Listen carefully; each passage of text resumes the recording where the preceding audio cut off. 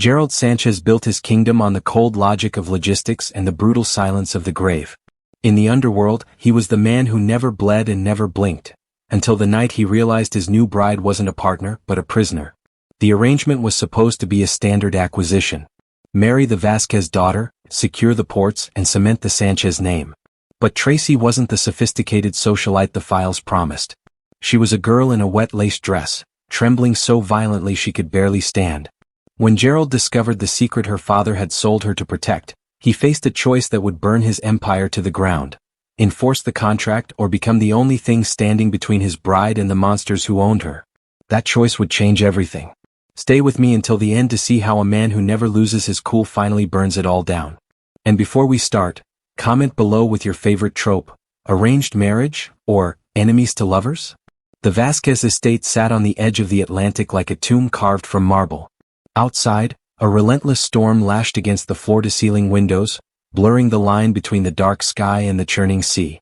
Gerald Sanchez stood by the window, his wet, slicked-back hair catching the dim light.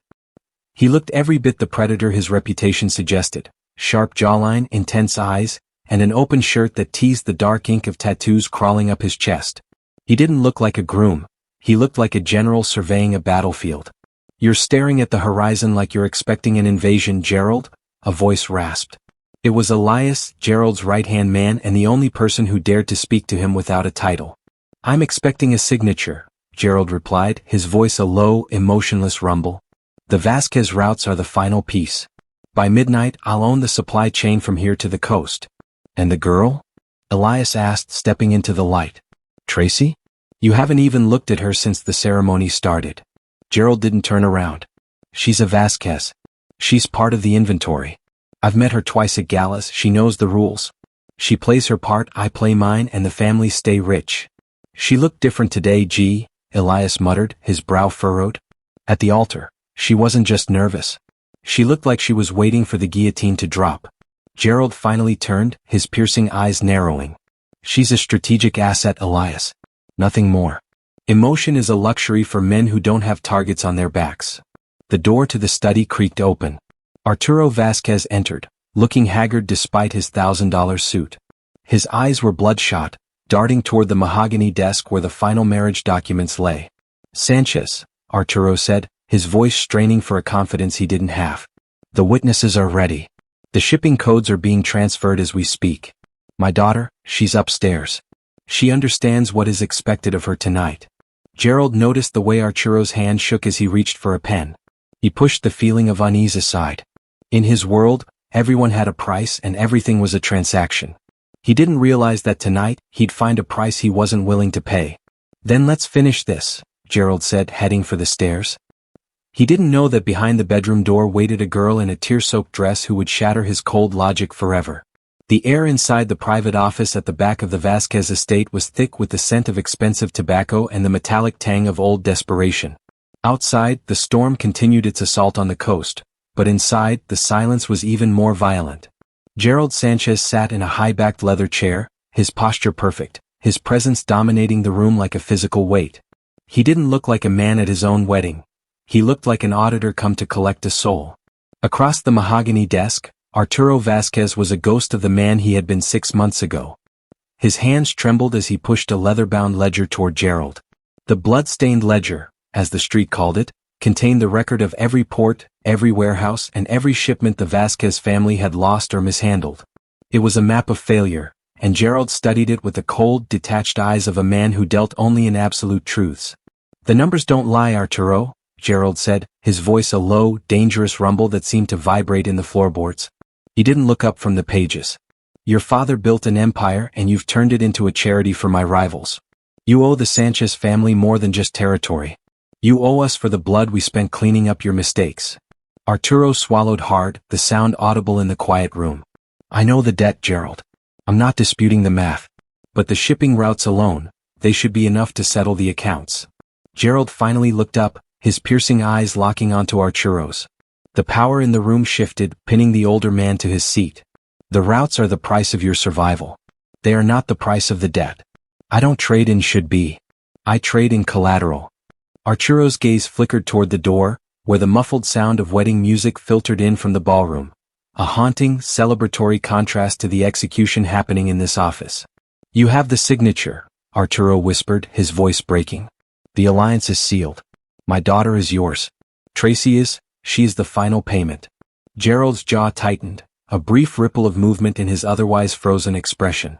He looked at the ledger, then back at the man who had just signed away his own flesh and blood to keep his head above water. To Gerald, everything had always been an asset or a liability. Women in their world were usually both, calculated moves on a chessboard. But as he looked at Arturo's cowardice, a flicker of something he couldn't quite name sparked in his chest. It wasn't pity, it was a cold, simmering disdain. "A signature on a marriage license is just another contract, Arturo," Gerald said, standing up and closing the ledger with a final, heavy thud. He adjusted his cufflinks, the motion sharp and precise. "I've accepted the terms. The debt is cleared. But remember this, once I walk out that door and claim what I've bought, the Vasquez name no longer exists in my ports.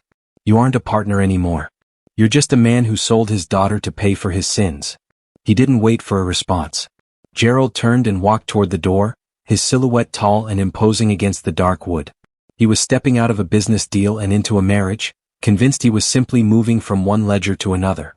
He had no idea that the girl waiting for him upstairs was about to become the one variable he could never calculate. The air in the dressing room was cloyingly sweet, thick with the scent of expensive lilies and the aerosol sting of hairspray, but to Tracy, it smelled like an ending. She sat motionless before the vanity, her hands balled into tight fists in her lap, watching the reflection of the woman in the mirror as if she were a stranger. The makeup artist had painted her skin into a flawless porcelain mask, hiding the dark circles under her eyes and the paleness of her cheeks, but she couldn't hide the hollow look in Tracy's gaze. She felt like a walking ghost, a spirit being dressed in the finery of the living for a haunting she hadn't asked to lead. The lace of the wedding dress was exquisite, a masterpiece of craftsmanship that felt like a shroud against her skin. Every bead sewn into the bodice felt like an added ounce of weight, pulling her down, anchoring her to a fate that had been decided in a room she wasn't allowed to enter. "You look breathtaking, Tracy," her mother whispered, stepping up behind her and placing a hand on her shoulder. The touch, usually comforting, made Tracy flinch. Her mother's reflection showed eyes that were red-rimmed and guilty, yet she continued to smooth the silk of the veil as if fabric could mend a broken heart. "This is for the family. You know that, right? Your father, he did what he had to do." Tracy didn't answer. She couldn't. Her throat felt as though it were filled with the same dust that lined the ledgers downstairs. She thought of the man waiting for her, Gerald Sanchez. She had seen him from a distance at galas, a silhouette of sharp lines and cold authority. He was a man who moved through rooms like a storm, leaving silence in his wake. To the world, he was a king. To her, he was the debt collector coming to claim the only thing her father had left to give. As the maid of honor draped the heavy, wet lace train over her arm, Tracy felt the finality of the moment settle over her. She wasn't a bride, she was a payment. She was the decimal point at the end of a long line of zeros that saved her father from a bullet. She stood up, her legs feeling brittle and uncertain under the weight of the silk. Every step toward the door felt like walking toward an execution. The hallway was lined with shadows that seemed to reach for her, whispering of the life she was leaving behind, the dreams of a girl who thought she might marry for love, or at the very least for herself. Instead, she was being marched toward a man she didn't know, to enter a house that would become her gilded cage. When the double doors to the balcony finally opened, the cold Atlantic wind whipped her veil around her face like a frantic spirit. She saw him then, Gerald, standing with his back to her, his posture rigid and dominant against the backdrop of the churning sea. He didn't turn. He didn't have to. The air itself seemed to bow to him. Tracy gripped her dress, her knuckles white, her heart hammering against her ribs like a trapped bird.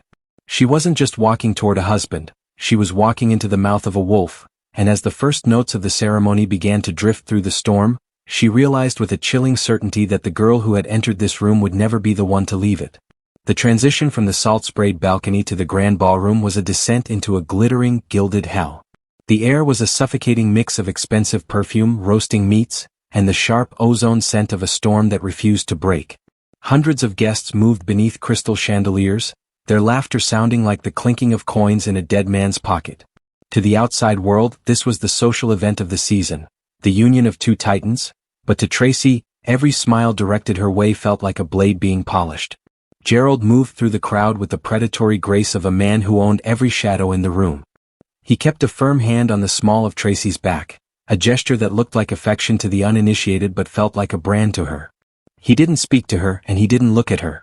He simply steered her through a sea of sharks who wore tuxedos and silk gowns. Men with scars hidden under tailored wool leaned in to whisper respect to Gerald, their eyes darting to Tracy with a hunger that made her skin crawl. They weren't looking at a bride, they were looking at a conquered territory. At the center of the room, a 5-tier cake stood like a monument to excess, its white frosting as cold and hard as the hearts of the people surrounding it. The music was a string quartet playing something classical and haunting, the notes weaving through the low hum of business deals being struck over champagne flutes. Every time a guest raised a glass to the happy couple, Tracy felt the lie burning in her throat. She looked toward the head table, where her father sat nursing a glass of dark amber liquid, his eyes fixed on anything but his daughter. He had already moved on, already begun calculating how to spend the breath Gerald had granted him. The danger in the room was palpable, a low-frequency vibration that hummed in the bones. It was in the way the security detail stood a fraction too stiffly at the exits, and the way the laughter died down whenever a member of a rival faction crossed the floor. This wasn't a celebration of love, it was a fragile armistice. Gerald's grip tightened slightly as a man with a jagged scar across his knuckles approached them, bowing low with a smile that never reached his cold, gray eyes. "A beautiful acquisition, Sanchez," the man murmured, his voice like gravel. "Let's hope she's as durable as she is decorative."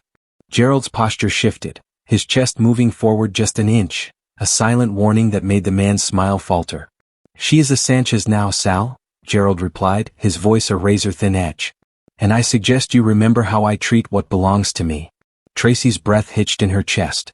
She was a possession, a prize, a piece of a legacy being fought over by monsters. As the night wore on, the walls of the ballroom seemed to shrink, the gold leaf and velvet turning into the bars of a cell. She watched the clock, each second ticking toward the moment the guests would leave and the theater would end.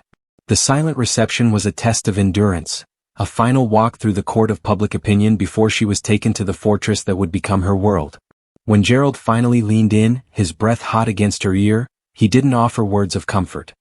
He simply said, "It's time to go home." And in that moment, Tracy realized that the ballroom, for all its cruelty, was the last place she would ever be seen as a free woman.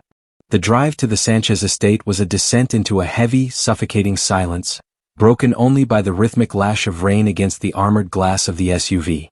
Tracy sat as far from Gerald as the leather bench would allow, her wet lace dress clinging to her skin like a second, colder layer of grief. Beside her, Gerald was a shadow carved from stone, his gaze fixed on the passing blur of gray trees and iron gates.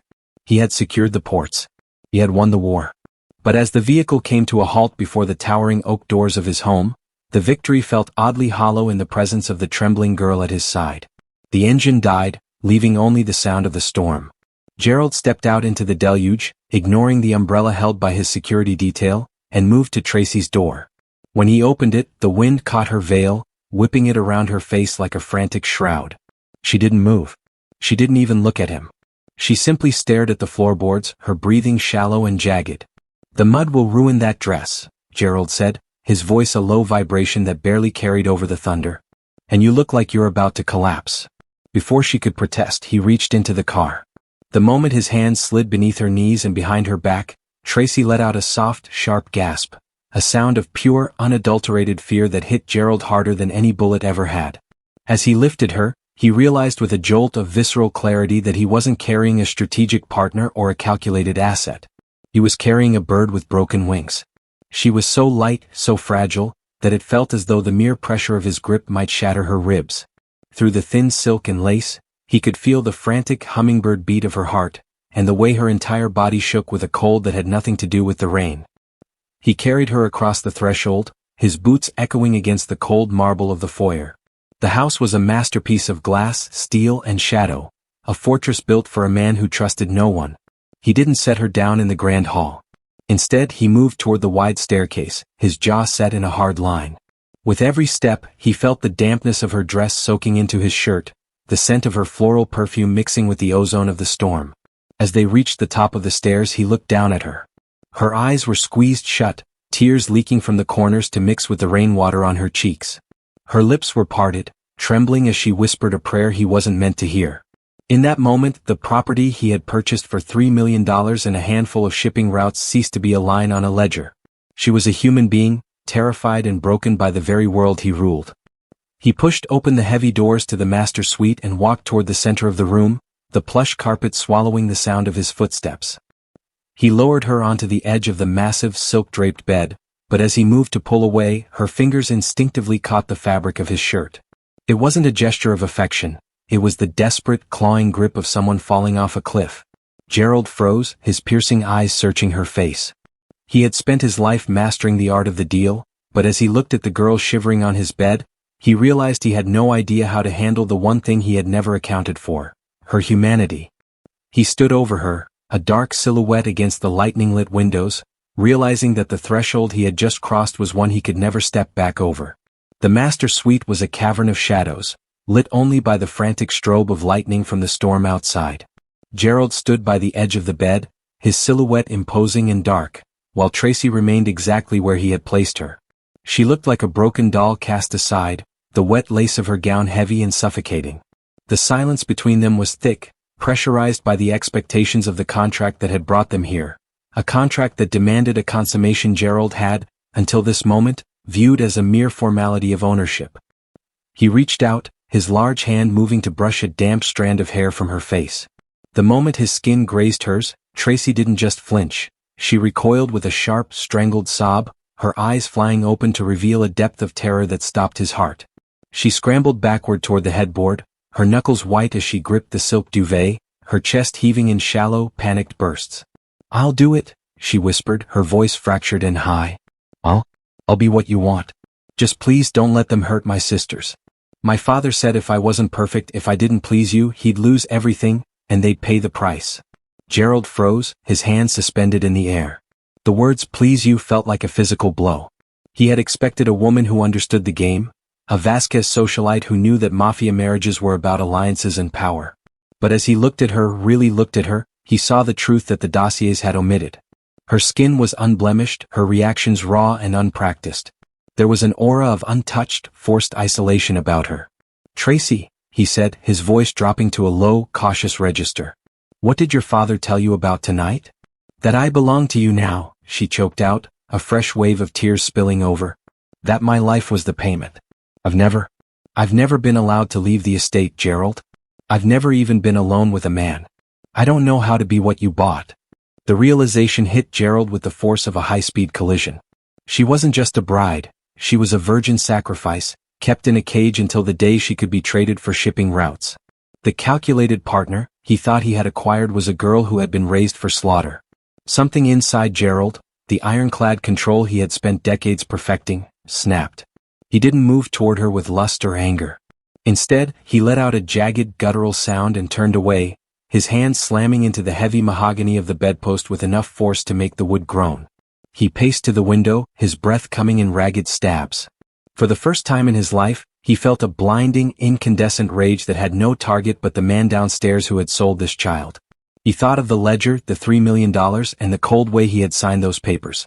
He looked at his own hands that had built an empire on blood, and felt a sudden, visceral revulsion. If he touched her tonight, if he took what the contract promised, he wouldn't be a king. He would be the monster her father had told her he was. He turned back to her, his piercing eyes no longer cold, but burning with a dark, turbulent energy. Tracy was still trembling, waiting for the blow, waiting for the claim. "Get under the covers," Gerald commanded, his voice rough and unrecognizable. She stared at him, bewildered. "But, the contract," my father said. "To hell with your father," Gerald roared, the sound echoing like thunder through the room. "And to hell with the contract." He saw her flinch again, and he immediately forced his posture to soften, though the fire in his eyes remained. He realized that for the first time in his life he had lost his cool, not because he was weak but because he had finally found something worth more than power. He was done being the man who followed the rules of the ledger. Tonight, the merchant was dead, and the protector was born. The morning light that filtered through the heavy curtains of the master suite was cold and gray, doing little to warm the heavy silence that had settled over the room. Tracy remained huddled on her side of the expansive bed, still wrapped in the silk duvet like a shield. She watched Gerald from beneath lowered lashes as he moved with his usual lethal precision, adjusting his tie in the mirror. He had discarded the wedding tuxedo for a charcoal suit that seemed to restore his mask of untouchable authority, yet the air between them had shifted irrevocably. When he finally spoke, his voice was no longer the roar of the previous night, but a low, steel-edged command. You will stay here today. My staff has been instructed to bring you whatever you need. The doors to this suite remain unlocked for you, but my security will ensure no one else enters. Especially not your father. Tracy sat up slightly, the silk slipping to reveal the lace of her gown, now dry but wrinkled. And tonight, she whispered, her voice trembling. When you return, what happens then? Gerald turned from the mirror, his piercing eyes locking onto hers. The intensity in his gaze made her breath hitch, but it wasn't the predatory hunger she had expected. It was a fierce, protective wall. The rules of this house have changed, Tracy. There will be no duties. There will be no forced intimacy. You are a guest in this house, under my protection until I decide otherwise. Consider this a no-touch policy. If I so much as see a flinch when I walk into a room, it means I've failed. He left her then, descending the stairs to the glass-walled dining room where Elias and his senior associates were already gathered, waiting for the debrief on the Vasquez integration. The atmosphere was celebratory. They expected to see a man who had just claimed his prize. Instead, Gerald walked to the head of the table, his expression so grim it silenced the room instantly. The Vasquez shipping routes are under our flag as of 0600 hours, Gerald announced, leaning forward with his knuckles on the table, his posture radiating a dangerous dominance. But let me make one thing absolute. My wife is not a topic of conversation. She is not an asset to be discussed, and she is not to be disturbed. Ever. Elias frowned, glancing at the other men. Gee, the rumors are already starting. People are asking about the heir, about the union. It's part of the image. If you don't.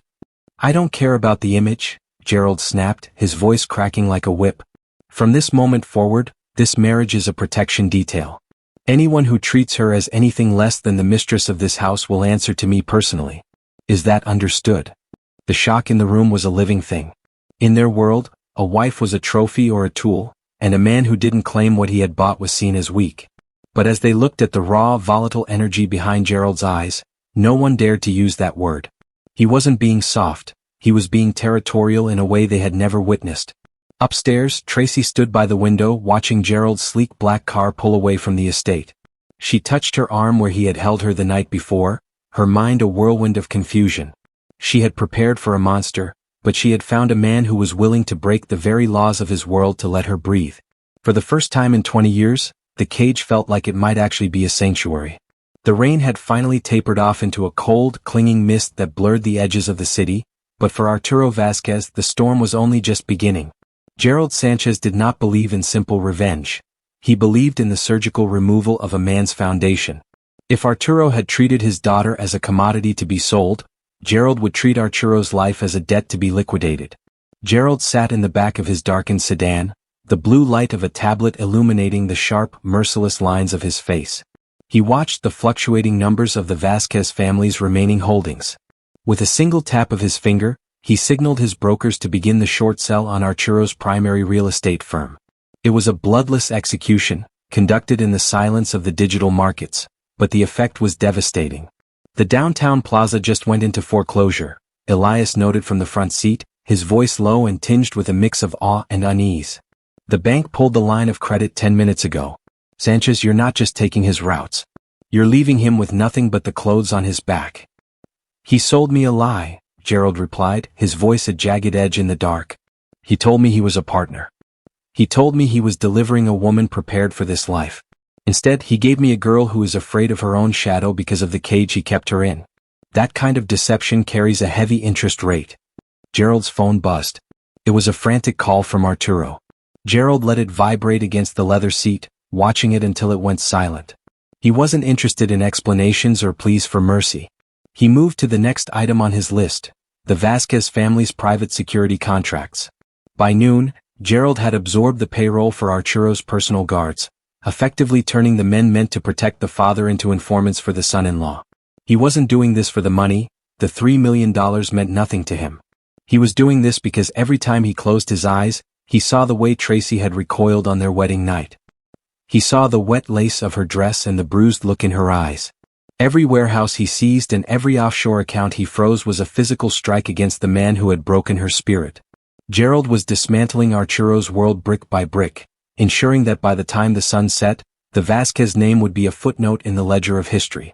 As the car pulled into the driveway of his own estate, Gerald's volatile energy began to simmer into a controlled, protective coldness. He looked up at the window of the master suite.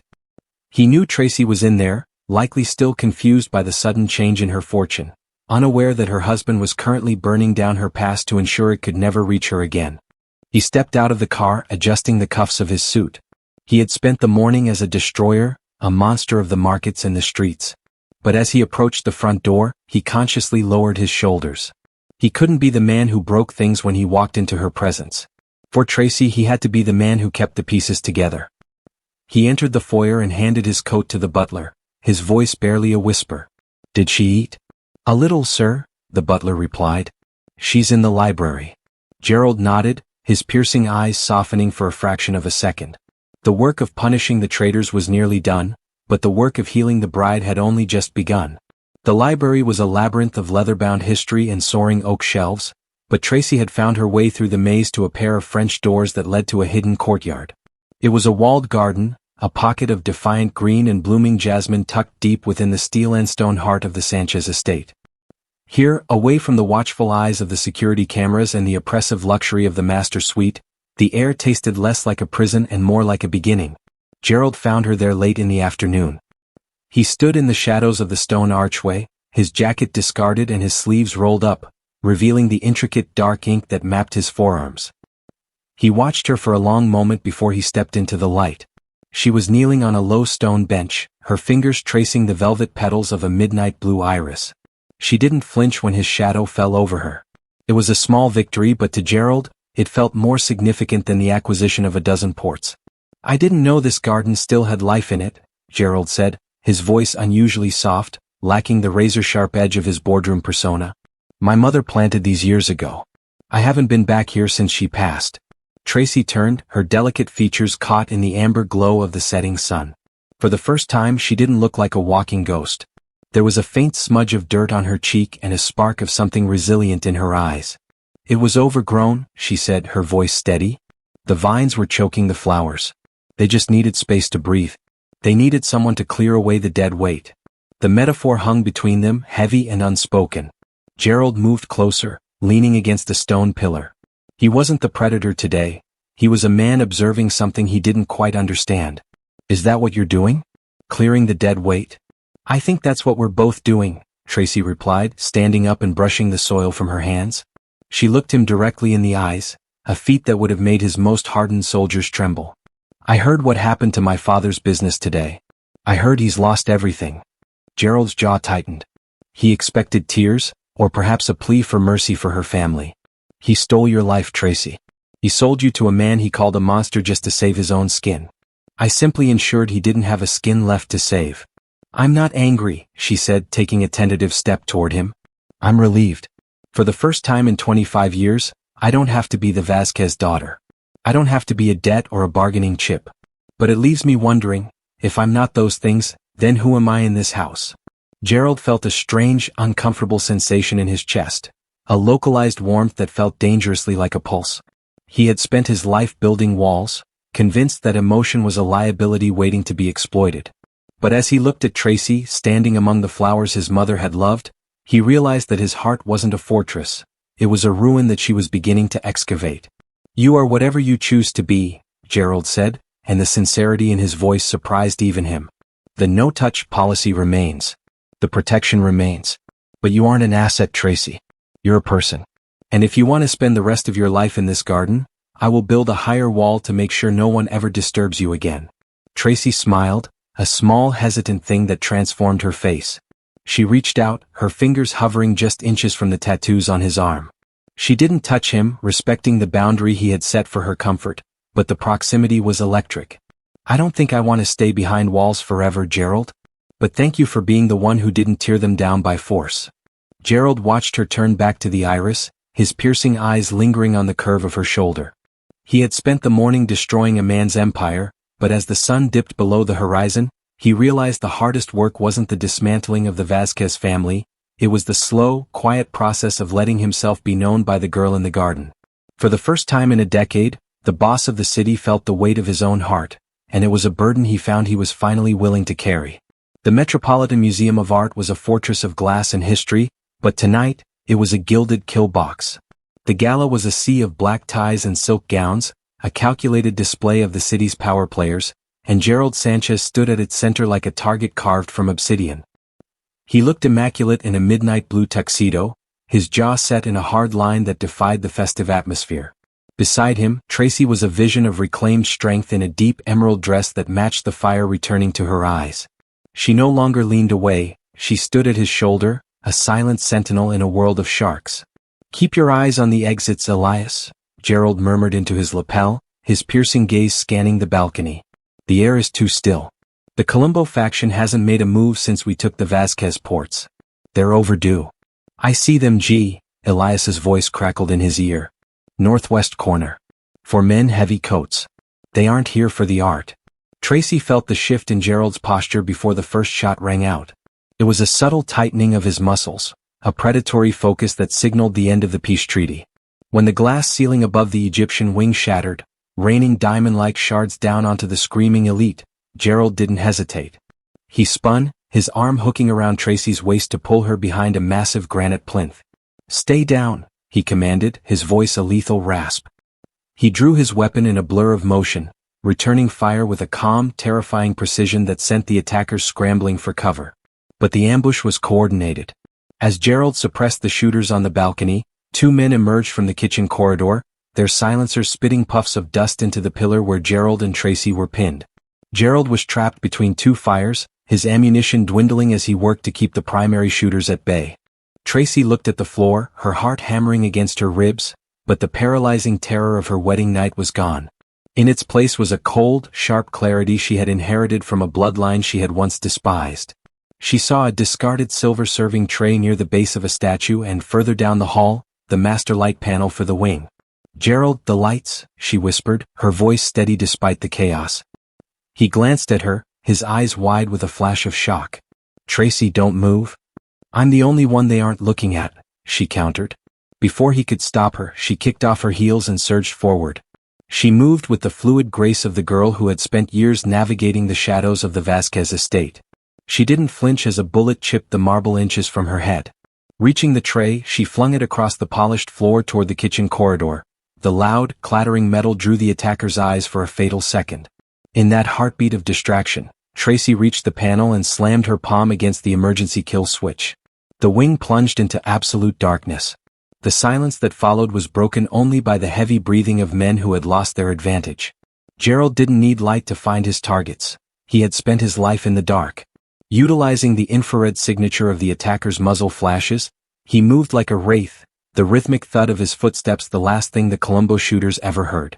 When the backup generators finally kicked in, humming to life to bathe the room in a dim red emergency glow, Gerald was standing over the last of the gunmen. He didn't look at the carnage. He looked at Tracy. She was standing by the light panel, her dress torn at the hem, her knuckles bruised, and a smudge of soot across her forehead. She wasn't trembling. She was watching him with a fierce, unwavering intensity. Gerald crossed the room in 3 long strides, his hands framing her face with a desperation that broke through his cold mask. "You could have been killed," he breathed, his forehead dropping to hers. "I told you in the garden," Tracy said, her voice a low, dangerous hum that mirrored his own. "I don't want to stay behind walls anymore. If you're the monster they fear, Gerald, then I'm the one who keeps the lights out." Gerald felt his heart, that heavy, complicated burden, swell with something more powerful than possession. He didn't just protect her, he respected her. As Elias and the security team swarmed the room to secure the perimeter, the Mafia boss of New York pulled his bride into the shadows of the red light and kissed her with a hunger that had nothing to do with a contract and everything to do with a choice.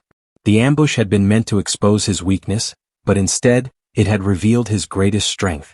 Tracy wasn't his liability, she was his equal. The adrenaline of the gala had faded, leaving behind a heavy, contemplative silence that draped over the Sanchez estate like the morning mist. Gerald stood in his study, the room filled with the scent of old paper and the lingering smoke of a single celebratory cigar he hadn't finished. On the mahogany desk sat a folder, stark and white against the dark wood. It wasn't a shipping manifest or a hit list. It was a set of divorce papers, fully executed and signed by his own hand, along with a deed to a villa in Tuscany and a trust fund that would ensure Tracy never had to answer to a man again. He heard the soft click of the door and didn't need to turn to know it was her. Tracy entered the room with a new kind of grace, one that didn't come from a finishing school, but from the fire she had walked through. She was dressed in a simple silk robe, her hair loose, her eyes searching his. "Elias said you were up early," she said, her voice a gentle anchor in the quiet room. She walked to the desk, her gaze dropping to the white folder. "What is this, Gerald? Another acquisition?" Gerald turned, his piercing eyes softened by a vulnerability he had only recently learned to permit. "It's a release, Tracy. The Vasquez debt is settled. Your father is no longer a threat to you or your sisters. The ports are mine, and the Colombo faction knows better than to strike again." He paused, his throat tight. "The contract that brought you here is finished. Those papers give you everything back. Your name, your freedom, and a life away from the blood and the shadows." Tracy looked at the papers, then back at him. The no-touch policy had been the foundation of their strange peace, but in this moment, the space between them felt like a canyon they were both afraid to cross. "You're letting me go," she whispered. "After everything you did to keep me." "I didn't keep you, Tracy. I protected an asset until it became a person I couldn't bear to own," Gerald said, his voice a low, honest rumble. "A sovereign choice. That's what you lacked. I won't be another cage, no matter how gilded. If you walk out that door, you go with my blessing and my protection for the rest of your life." Tracy reached out, her fingers brushing the edge of the papers. For a moment, Gerald braced himself for the sound of the folder closing, for the sound of his own heart breaking. Instead, Tracy picked up the fountain pen beside the documents. With a steady hand and a defiant look in her eyes, she didn't sign the papers. She tore them in half. The sound of the paper rending was louder than any gunshot Gerald had ever fired. He froze, his breath hitching. "I spent my whole life being told where to go and who to belong to," Tracy said, stepping into his personal space, closing the gap that had defined their marriage. "You offered me a third choice in the dark of our wedding night, and tonight I'm making my own. I don't want the villa, and I don't want the silence of a life without you." She reached out, her hand finally covering his, skin on skin, certain and warm. This time there was no flinch. There was only the electric spark of two souls finally aligning. "I'm choosing the monster who turned out to be a man. I'm choosing to stay not because of a ledger, but because I want to see what kind of empire we can build when the foundation isn't fear." Gerald felt the last of his cold, iron mask shatter. He reached out, his large hand cupping the back of her neck, his thumb tracing the line of her jaw with a reverent touch. "It won't be an easy life, Tracy. There will be more galas, more shadows, and more blood. Then I'll be the one to turn out the lights," she reminded him, a small, knowing smile playing on her lips. Gerald pulled her to him, his forehead resting against hers. The marriage that had begun as a transaction of power had transformed into something the underworld could never understand. It was no longer a contract signed in shadows. It was a bond forged in the light of a sovereign choice. As the sun began to rise over the Atlantic, painting the study in hues of gold and rose, the Mafia boss and his bride stood together, no longer predator and prey, but king and queen of a kingdom they had finally chosen for themselves.